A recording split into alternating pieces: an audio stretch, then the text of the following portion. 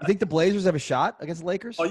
Shot? Are you kidding me? I'm scared to death. These guys have a very good chance to beat the Lakers. Now, I think the Lakers will win in 6 or 7 games, but Portland's not an 8 seed. When they're fully healthy, they're more like a 2 or 3 seed. And the way Damian Lillard and C.J. McCollum and Nurkic is playing, they've got the size and the perimeter game to give the Lakers a lot of trouble because Carmelo's looking like he's reborn. Gary Trent has taken his game to another level. And Whiteside and Nurkic together, they can match up front with JaVale McGee and Dwight Howard. But the advantage the Lakers have is they got nobody.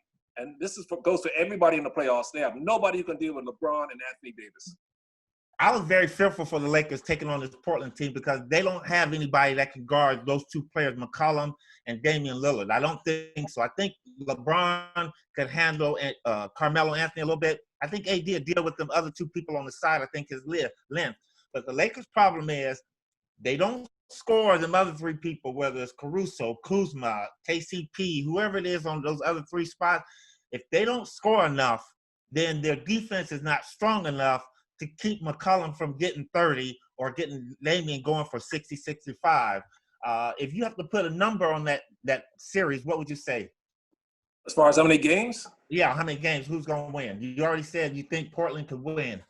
I think Portland could win, but I think the Lakers will eke it out in 6 very tough games, very close competitive games. So 6 games, 7 games really don't matter now because the 7 games not going to be played at Staples here in LA, so it doesn't matter with that. But I think by 6 games, the Lakers will figure it out. Damian and CJ have got to carry the Blazers every night. So that means, to me, they have to average about 60 points combined between those two. And eventually the Laker backcourt's going to have to step up and try just slow them down a little bit, hold them in the high 40s, low 50s. If they could do that, Lakers could beat them in 6 games. No, that's what I think. I think 7. But the difference between this now is there's no travel.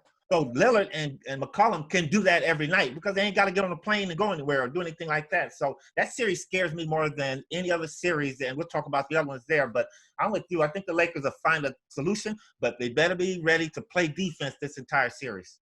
No question about it. You got to pick up Damian Lillard from 40 feet because he's very comfortable shooting from 40 feet. Crazy. No, you got to pick him up from 50, 60 feet. That kid is shooting. I've never seen him. That one shot he hit against Memphis where he just came across half court and just raised, and it was like a flick of his wrist. He's probably one of the most dynamic scorers or long-distance scorers from a guard perspective that I've ever seen. He's in the top.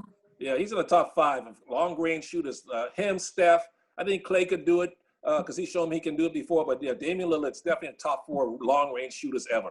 And he was just on the stretch right now. He was averaging 53 points over the course of that 3-game stretch, averaging 53. Big deal. Tell him to do it for a whole season like Wilt did.